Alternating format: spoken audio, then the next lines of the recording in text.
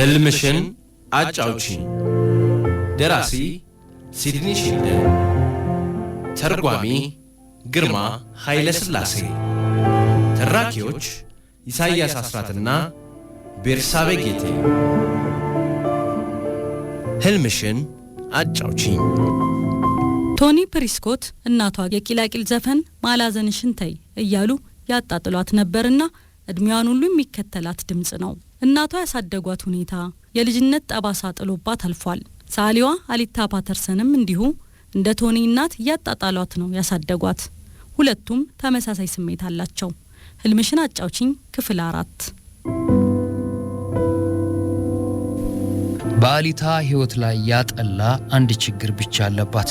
እሱም ከአእምሮ መታወክ የሚመነጭ ከፍተኛ ድብርት ነው። ብቸኝነት ይሰማታል። ከሌሎች መነጠሏ ይገባታል። ይህንን ለማስተካከል ሰውን ብትቀርብም ከዚያ የብቸኝነት ህይወት ጨርሳ አትገላገልም። አሊታን በችግሯ ላይ የምታወያያት ቶኒ ብቻ ናት። ቶኒ በእያንዳንዱ ነገር ላይ መፍትሄ ማፈላለግ ጸባይ ይታይባታል። አዘውትራ የምትሰጠው መፍትሄ ነይ እስኪ እንሂድና እንዝናና የሚል ነው። የቶኒ ጆሮ ከሚያቆም ጉዳይ ዋነኛው የአሽሊ ፓተርሰን ሁናቴ ነው። ሼን ሚለርን ከአሽሊ ጋር ሲያወራ ትመለከትና ያቺን መነኩሴ መሳይ ውሻያት ትላለች ቶኒ። መቼም ከደምና ካጥንት አልተፈጠረችም፣ ከበረዶ ክምር ነው፣ ቀዝቃዛ ነገር። አሊታ ትስማማና እጅግ ሲበዛ ኮስታራ ናት፣ እንዴት መሳቅ እንዳለባት የሚያስተምራት ሰው መኖር አለበት። ቶኒ ታክልና ስለ ፍትወትም የሚያሳያት ሰው ያስፈልጋታል ትላለች። በሳምንት ውስጥ አንዱን ምሽት የምታሳልፈው ሳን ፍራንሲስኮ ለሚገኙ ጎዳና ተዳዳሪዎች ገቢ ማሰባሰቢያ ሲባል ሚሽኖች በሚያዘጋጁት እራት ላይ በመሳተፍ ነው። አንድ ድቅቅ ያሉ ደካማ ባልቴት ዘወትር አይናቸውን ከአሊታ ላይ አለመንቀላቸው ያስገርማታል። በተሽከርካሪ ወንበር ላይ ተቀምጠው ሲገረምሟት አሊታ ተሽቀዳድማ ወደ ምግብ ገበታው እንዲቀርቡ ተረዳቸውና ትኩስ ሆኖ ከተዘጋጀው ምግብ ታመጣላቸዋለች። ባልቴቷ ከማመስገን ጋር ልጅ ብትኖረኝ ኖሮ አንቺን እንድትመስል ነበር የምመኘው ይሏታል። ግሩም ምኞት ነው፣ አመሰግናለሁ ትላለች። ነገር ግን ውስጧ ያለ አንዳች ድምፅ እንዲህ ይላል፣ ልጅ ብትኖርሽ ኖሮ እንዳንቺ አሳማ ትመስል እንደነበር አትጠራጠሪ። አሊታ እንዲህ በማሰቧ እጅግ አድርጋ ትሸበራለች። ንግግሩ ከእርሷ ቁጥጥር ውጪ ያለ አንድ ሰው ውስጧ ሆኖ እንደሚናገር ያለ ነበር። እንዲህ ያለ አጋጣሚም ይደጋገምባታል። አሊታ ወደ ሱቁ የምትመጣው ከቤቲ ሃርዲ ጋር ነው። የቤተ ክርስቲያኑ ተሳታፊ ናት። ቤቲ ከሱቁ ፊት ለፊት ትቆምና በመስኮቱ አሻግራ የምትመለከተውን ልብስ ታደንቃለች። ግሩም ነው አሊት ትመልስላታለች። በልቧ ግን ለአንቺ ፍጹም የሆነው ይሄ ልብስ ዓለም ላይ ካየኋቸው ሁሉ አስቀያሚ ነው ስትል ታስባለች። አንድ ምሽት ላይ አሊታ ከሮናልድ ጋር ለእራት ተቀምጣ ሳለ ሮናልድ አሊት ከአንቺ ጋር በመሆኔ እጅግ ተደስቻለሁ። አንዳንድ ጊዜ እንዲህ ብናሳለፍ ምን ይመስልሻል አላት። ሮናልድ አሊታ የምትገለግልበት ቤተ ክርስቲያን ባልደረባ ነው። ደስ ይለኛል አለችና ከሀፍረት ጋር ሳቀች። አሊታ ወደ ውስጥ ሐሳቧ ተመለከተች። ምናልባት በዚህ ሳይሆን በቀጣዩ የህይወት ጊዜ አሽቃባጭ። ዳግም የምታስበው አስደነገጣት። ምን ሆንኩ? የሆንኩት ምንድን ነው? ምላሽ አልመጣላት አለ። አንዳንድ ጊዜ እንዲሁ ናት። በረባ ባረባው ስትንጨረጭር ትገኛለች። አንድ ጠዋት ላይ ወደ ሥራ ለመሄድ እየሾፈረች ሳለ አንድ መኪና መንገዷን ዘጋባት። የምትሆነውን አሳጣት። ከንፈሯን በንዴት እየቀረጣጠፈች አንተ ዲቃላ ገለዋለሁ ስትል በውስጧ ባረቀችበት። ሰውየው ይቅርታ እንደ መጠየቅ ብሎ እጁን አወዛወዘላት።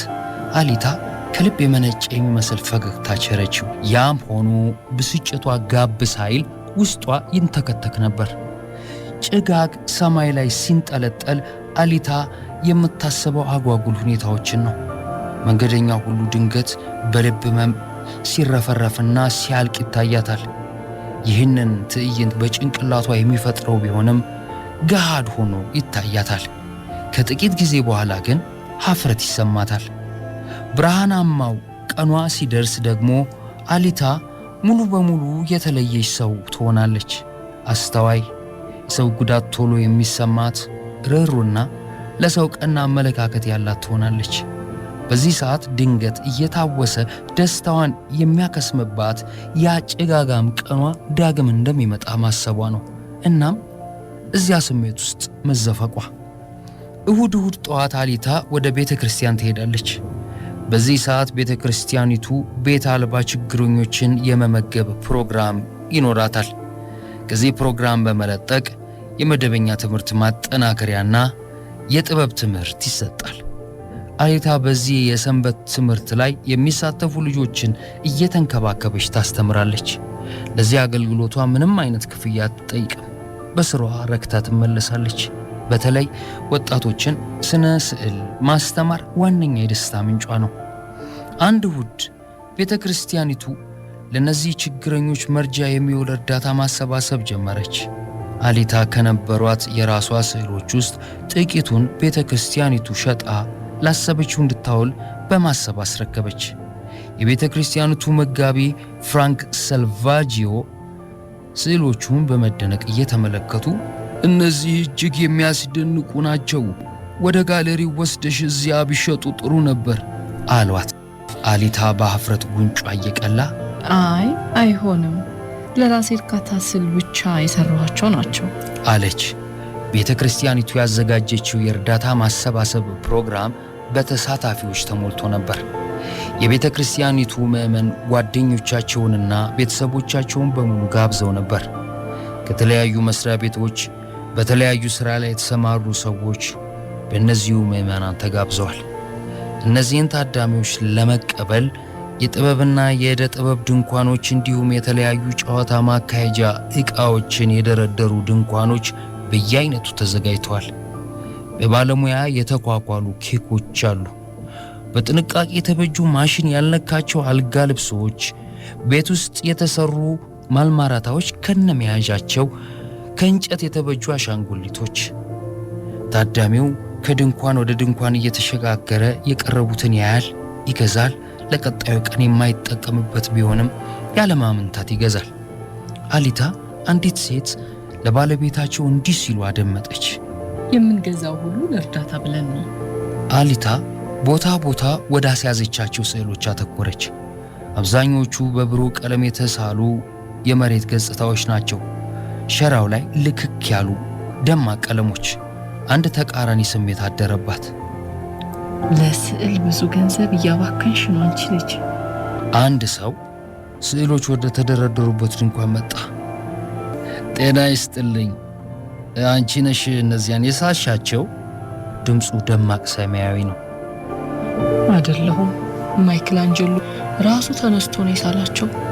ደደብ የሚል አሽሟጣጭ ንግግር ከውስጡ አፈለቀ። ግሩም ተሰጥቷለሽ። አመሰግናለሁ። ስለ ተሰጥኦ ምን የምታውቀው ነገር አለ? ሌሎች ጥንድ ወጣቶች መጥተው ድንኳን ውስጥ ቆሙ። ተመልከች፣ እነዚያ የቀለም ቅንብሮች፣ ያንን መግዛት አለብኝ። ሙሉ ከሰዓት በኋላ ሰዎች ወደ ድንኳኑ ይመጣሉ። የስዕሉ ዋጋ ከመጠየቅ ጋር እሷን አሞካሽቷት ይሄዳሉ። የሰዎቹን መልካም አመለካከት ለማመን ብትፈልግም ያጨፍጋጋ ስሜት እየመጣባት እያታለለሽ ነው ይላታል። ስዕሎቹን በማሻሻጥ ሥራ ላይ የተሰማራ አንድ ሰው መጥቶ ግሩም ሥራዎች ናቸው፣ ተሰጦሽን አውጥተሽ መጠቀም መቻል አለብሽ አላት። እኔ እኮ አማተር ነኝ። አሊታ ይህን ብትልም ከዚህ በላይ መወያየት አልፈለገችም ነበር። ፕሮግራሙ በሚጠቃለልበት የመጨረሻ ቀን አሊታ ሁሉንም ስዕሎች ሸጣ ነበር። የሽያጩን ገንዘብ በኤንቨሎፕ ውስጥ ከታ ለቤተ ክርስቲያኒቱ መጋቢ ፍራንክ ሳልቫጂዮ አስረከበች። መጋቢው ገንዘቡን ከተቀበሉ በኋላ እናመሰግናለን አሊታ፣ ታላቅ ስጦታ አድርገሽልናል። ወደ ሰው ልጆች ሕይወት አያሌ ውበት ቀላቅለሻል። ይሄን ትሰሚያለሽ እማዬ?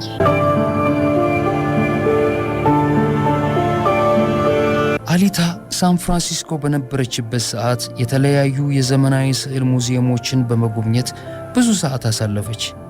ዲያንግ ሙዚየም ደጋግማ በመሄድ ከአሜሪካ ስዕል ስብስቦቻቸው ላይ መጠነኛ ጥናት ለማድረግ ሞከረች። ብዙ ወጣት ሰዓሊያን በሙዚየሙ ግድግዳ ላይ የተሰቀሉትን ስዕሎች በመገልበጥ ላይ ነበሩ። አንድ ወጣት ብቻ በአሊታ አይኖች ተጠምዶ ነበር። በሃያዎቹ መጨረሻ የሚገመት ዕድሜ ያለው ይህ ወጣት ቀጭንና ወርቃማ ፀጉር ያለው፣ መልኩም አዋቂነቱን የሚመሰክር አይነት ነው። ጆርጂያ ኦኪፍ ፔቱኒያስ በማለት የሰየመችውን ስዕል በመገልበጥ ላይ ነበር።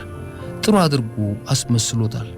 ወጣቱ አሊታ እያየችው መሆኑን ስላወቀ ቀና ብሎ ሃይ አላት። ድምፁ ፈዛዛ ቢጫ ነው። ሃይ አሊታ ከመሽኮርመም ጋር መለሰችለት። ሰዓሊው ወጣት ወደሚገለብጠው ስዕል ጠቆም አደረገ። እንዴት ነው? ምን ታስቢያለሽ? በጣም አሪፍ ነው። የውስጥ ተቃራኒ ምላሿን ጠበቀች። የማይረባ ጀማሪ ይላል ብላ ነበር። ነገር ግን ምንም ምላሽ የለም። ተደነቀች። እውነቱን ለመናገር እጅግ በጣም ጥሩ ሆኖ ነው ያገኘሁት። አመሰግናለሁ።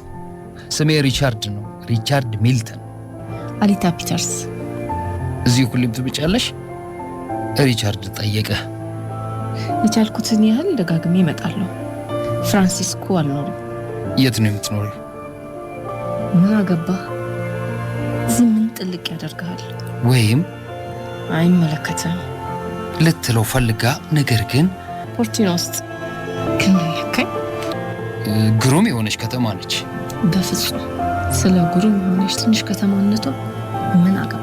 ወይም ስለ ግሩም ትንሽ ከተሞች ምን ታውቃለህ? ነገር ግን እወዳታለሁ አለችው። ስዕሉን አጠናቆ ነበር። እርቦኛል።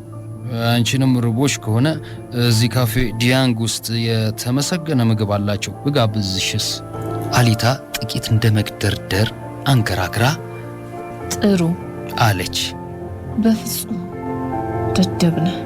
ወይም ከማንም ካልታወቀ አንዳች ሰው ጋር እንዴት ምሳ በላለሁ? ነገር ግን ጥሩ ብቻ እንዳለች ጸጥታ። ይሄ ለአሊታ ያልተለመደ አዲስ ነገር ነው። የምሳ ግብዣው አስደሳች ነበር።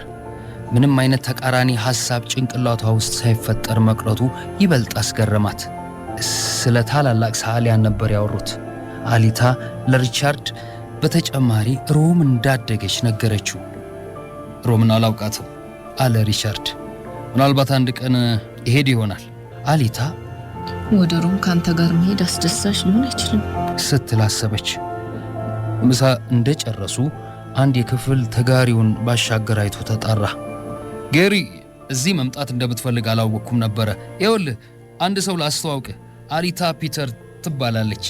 እሱም ጌሪ ኪንግ ይባላል። ጌሪም እንደ ሪቻርድ ሁሉ በሃያዎቹ መገባደጃ ላይ የሚገኝ ወጣት ነው። ብሩህ ሰማያዊ አይኖች አሉት። ፀጉሩ ትከሻው ላይ ይዘናፈላል። እንኳን ለመተዋወቅ በቃን ጌሪ። ጌሪ ከሁለተኛ ደረጃ ትምህርት ቤት ጀምሮ ጓደኛዬ ነው። አሊታ ልክ ነው። ሪቻርድ ትከሻ ላይ ከተፈናጠጥኩ ይኸው 10 ዓመት ሞላኝ። ሌላ ጨዋታ ካለ ጌሪ፣ ሌላ የምትሄድበት ቦታ የለም? ትክክል ብሎ ወደ አሊታ በመዞር እንግዲህ ከሁለታችሁም ጋር እንገናኛለን አለ። ሁለቱም ጌሪ ካጠገባቸው ሲሄድ ተመለከቱና ሪቻርድ አሊታ አለ። ዳግም ላገኝሽ እችላለሁ? ደስ ይለኛል አለች። ያ የውስጧ ስሜት ሞገደኝነቱን ትቶ በጣም እንጂ አለ።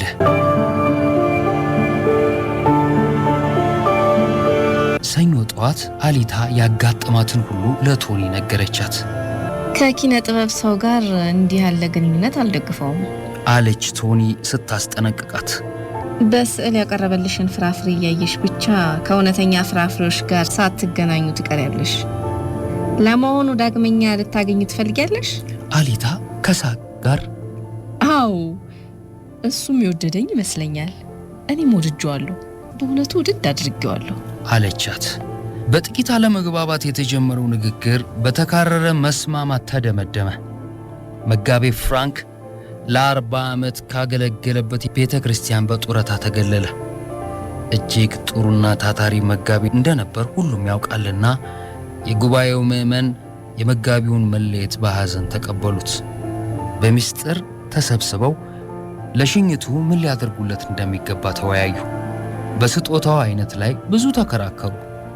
ሰዓት ያሉ ነበር፣ ገንዘብ ይሰጠው ያሉም ነበር። አንድ የሽኝት ሽርሽር ይዘጋጅ ብለው ሽንጣቸውን ወጥረው የተከራከሩም ነበር። አንድ ስዕል ይሰጠው ያሉም አመዘኑ። መጋቤ ፍራንክ ስዕል ይወዳልና።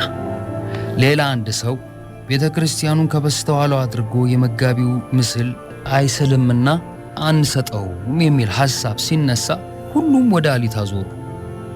ለምን አንቺ አትሽልንም? በሚገባ አለች በደስታ። ዋልተር ማኒንግ የቤተ ክርስቲያኒቱ የረዥም ጊዜ አባልና ደጓሚ ነው። በስሩ የሚያንቀሳቅሰው የንግድ ድርጅት አለው። ክፋት በውስጡ የቋጠረ በሚመስል አኳኋን አስተያየቱን ጣል አደረገ። አንድ ስዕል የሚዋጣላት ልጅ አለችኝ። እሷ ያላችሁትን ስዕል ልትሰራ ትችላለች። አንድ ሰው አስተያየቱን ሰጠ። እንግዲያው ሁለቱም ይስሩትና የትኛው ለመጋቤ ፍራንክ እንደሚሰጥ እንወስናለን። ጥሩን መርጠን። አሊታ ስዕሉን ጀመረች። በአጠቃላይ 5 ቀን ፈጅቶባት ነበረ። ስዕሉ በሷ መለኪያ የተዋጣለትና ተወዳዳሪ የሌለው ልከኛ ሥራ ነው። በቀጣዩ ሰንበት ጉባኤው ስዕሉን ተመልክቶ ብያኔ ለመስጠት ተሰየመ። ጉባኤው የአሊታን ሥራ አይቶ በእጅጉ የመደመም ድምፅ አሰማ። በትክክል ቁርጥ እሱ ከአቡጀዲው ተነጥሎ የሚሄድ ይመስል የለም እንዴ? እርግጠኛ ነኝ እንዳየው ይወደዋል። ሙዚየም ውስጥ መግባት ያለበት ሥራ ነው አሊታ። ዋልተር በልጁ የተሳለውን ለውድድሩ ለማቅረብ ሸራውን ዘረጋጋው። ስዕሉ በተነጻጻሪ ችሎታ የተሰራ ቢሆንም እንደ አሊታ ለመሆን አንዳች የሚንተገተግ ኃይል ይጎለዋል። ከጉባኤው አባላት አንዱ በጣም ጥሩ ስዕል ነው በማለት ዘዴ በተሞላበት አኳኋን ሐሳቡን ገለጸ። ነገር ግን የአሊታ ጥቂት እስማማለሁ። የአሊታ መመረጥ ይገባዋል። ዋልተር ማኒንግ መናገር ጀመረ። ይሄ የአድማ ውሳኔ ይመስላል። የኔ ልጅ እኮ በግብር ይውጣት ስልም ዕውቀቱ ያላት የምታሳርፈውን እያንዳንዱን ብሩሽ በምክንያት የምትተነትን የስዕል ሙያተኛ ናት።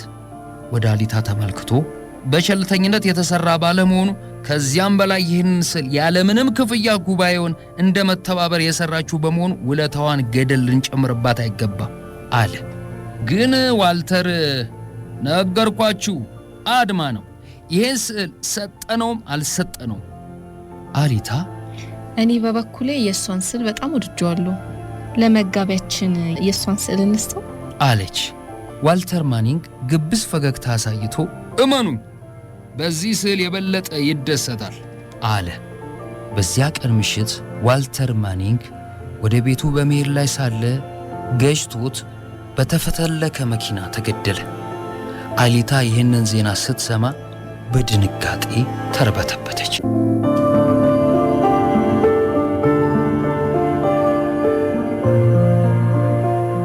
ተከታዩ ክፍል ነገ ይደመጣል። ህልምሽን አጫውቺኝ። ደራሲ ሲድኒ ሺልደን፣ ተርጓሚ ግርማ ኃይለ ሥላሴ፣ ተራኪዎች ኢሳይያስ አስራትና ቤርሳቤ ጌቴ።